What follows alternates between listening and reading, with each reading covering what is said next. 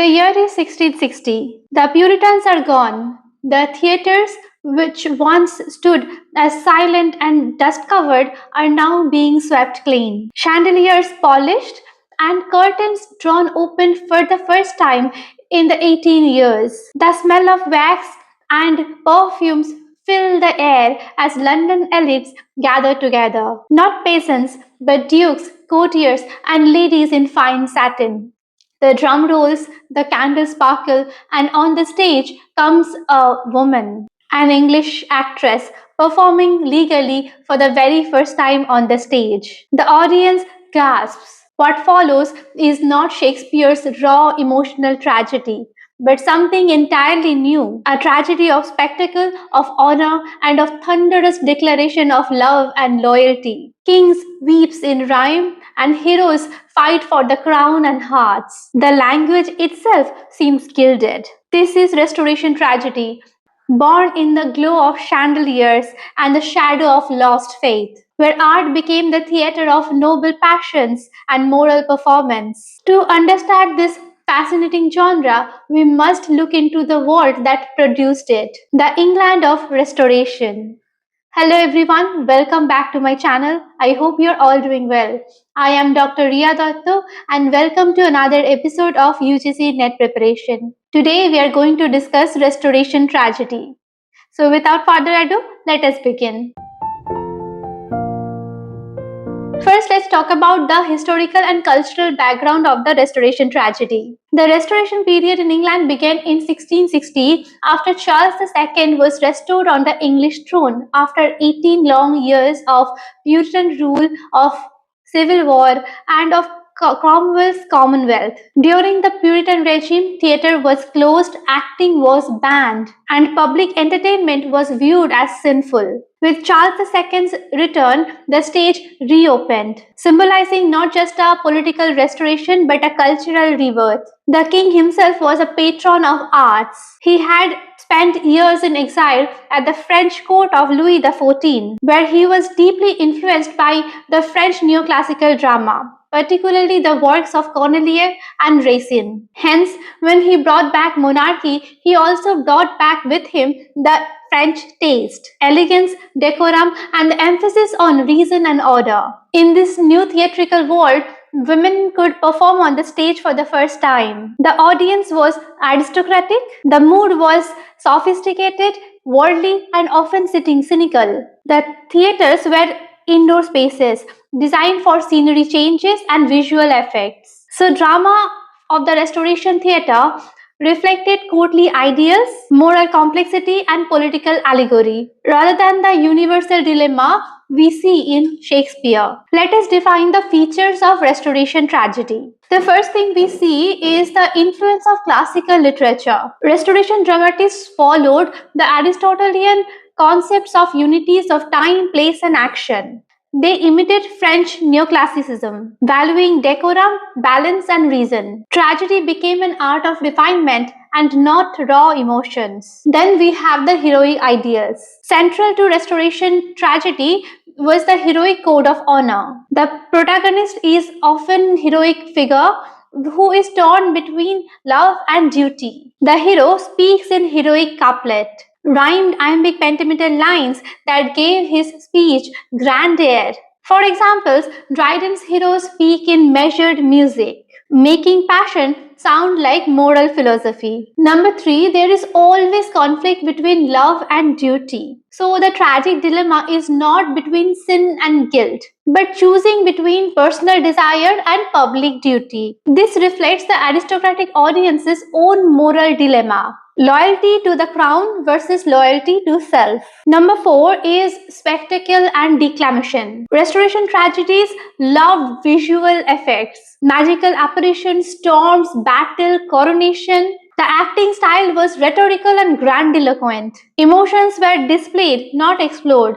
Passion became performance. Then we have moral tone and political symbolism. Many plays contained allegories of monarchy, rebellion, and authority. The triumph of loyalty over treason often mimicked Charles II's personal agenda. So the most significant subgenre of Restoration tragedy is the heroic tragedy. This is often written in heroic couplet and structured around a central conflict of love and duty. The main figure behind this form is John Dryden, who even theorized it in his essay of heroic plays, published in 1672. Dryden's tragedy set the standard of Restoration stage. His plays like The Indian Queen and The Indian Emperor combine and display exotic setting, imperial politics, and noble passion, dramatizing grandeur and conquest. His play Tyrannic Love is of religious martyrdom, and it is a political allegory as well. It shows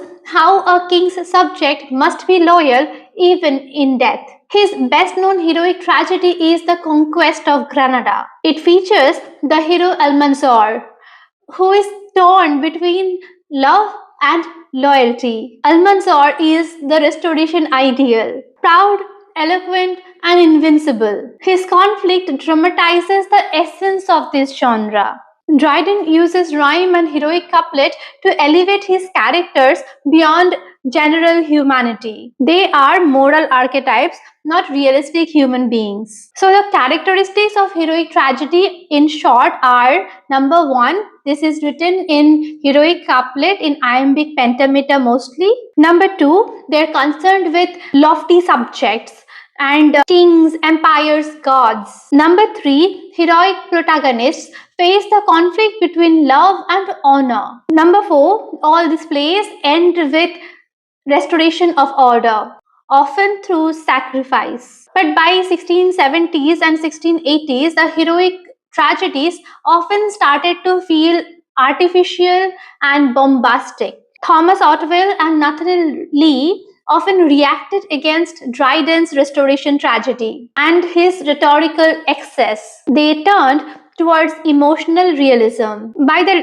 late Restoration period, audience grew tired of grand gestures and impossible ideals. They wanted human emotion, not moral display. Thomas Otway's masterpiece, Venice Preserved, reflects the shift from heroic tragedy to pathetic tragedy. The play explores corruption, love, and betrayal with the realism that anticipates the sentimental drama of the 18th century. Its characters are not gods or kings, but flawed, suffering humans. The emotional intensity of Otway's writings preserved the pathos in English tragedy. This was something that Dryden's grandeur overshadowed. So Otway's work bridges the Restoration tragedy and the Augustan sensibilities. It was a move from rhetoric to sympathy, from spectacle to emotion. Other notable playwrights are Nathaniel Lee.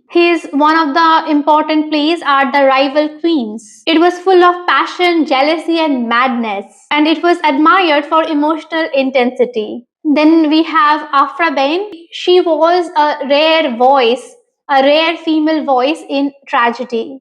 One of her important tragedies are Abdalazar. It combines intrigue, revenge, and politics. Another important playwright is Thomas Southern. One of his most important plays is The Fatal Marriage. This marks the transition towards the domestic tragedy with moral sentiment and middle class focus. By the 18th century, Restoration tragedy gave way to sentimental tragedy, and bourgeois drama and playwrights like Nicholas Rowe, who wrote Jane Shore. But its influence lingered in key ways. It introduces rhymed verse and rhetorical grandeur to English drama. It created the first female role in English tragedy. It mirrored the courtly ideals and anxieties of the age. It paved the way for the romantic and the political dramas of the later age. Modern critics see Restoration tragedy as a reflection of a society rebuilding its order, an art of balancing passion and restraint, of splendor and morality. Restoration tragedy is not about the tragic flaw and the fall of the great as shown in Shakespeare. It is about the crisis in conscience in the world of splendor. It is tragedy as performance, as spectacle, and as moral theatre. So, if Elizabethans asked, what does it mean to be human? The Restoration tragedy asked, what does it mean to be noble? To love and serve with honor in a corrupt world. Though its rhymed couplet and ornate settings may seem distant to us, its central dilemmas, love versus duty, self versus society, remain strikingly modern. So that was the lecture on Restoration tragedy. I hope it was helpful. Subscribe for more videos on UGC NET preparation and keep an eye on my channel for regular shorts posting. Thank you for watching. Bye bye.